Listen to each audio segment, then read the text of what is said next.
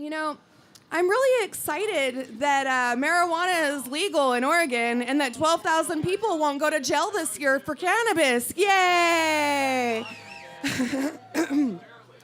So, as we are working toward implementing that law, we've come across some problems, and that the Measure 91 committee decided that Measure 91 was a good first draft and they want to do something different.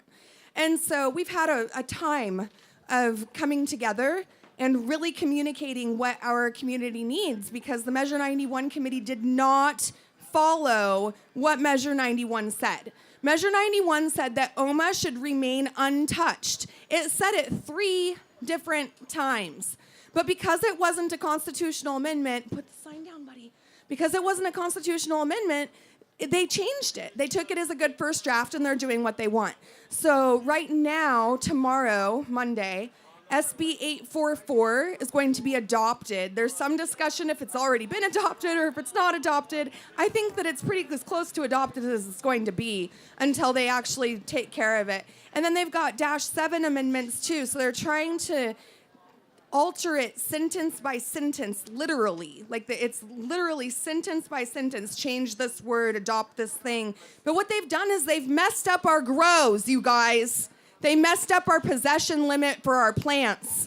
And so that's a really big deal, because now a bunch of patients that were going to have medicine from their growers cannot give them that medicine for free because they're not going to have a surplus of medicine to be able to give away for free. And there won't be as many growers able to help as many of these patients out. They've put on some pretty strict reporting requirements, and they've put in some things like inspections for grows. If you designate somebody else to grow for you, then that person would be subject to inspection. There's a lot of things like that that are very alarming in this legislation. And so what I would invite all of you to do is to read it. Get involved. Show up in Salem. On Mondays and Wednesdays at 5 o'clock, the Measure 91 committee meets, and they have done a really good job about listening to what we have to say. They recently called themselves a monkey with a gun. You guys, they called themselves a monkey with a gun over our program. We know what we need. So we need everybody here to show up and tell them what we need. Now, after they're done with this 844 amendment, or the SB 844 and the amendments that go with it, they're actually going to turn toward Measure 91. And Measure 91, they're going to be looking at re-taxing, and the taxing structures that were laid in place are going to be gone. They're going to look at implementing moratorium, and they're going to look at implementing moratorium without putting it to a vote. There are some things that they are not allowed to do in Measure 91, but because it's a legislative session, they're going to be allowed to do what they want.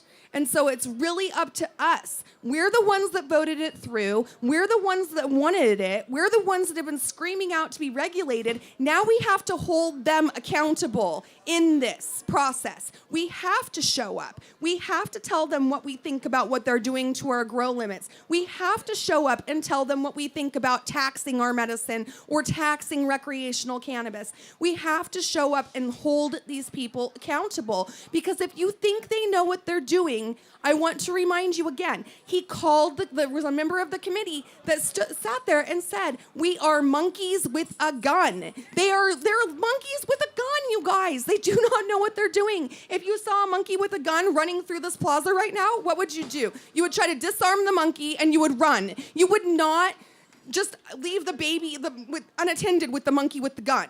So we have a baby, which is our program, which is Measure 91, and we have a committee that's monkeys with a gun. So what I need everybody to do is come babysit the monkeys. They all have our baby, and we all have to babysit the babysitters, the monkeys with the gun.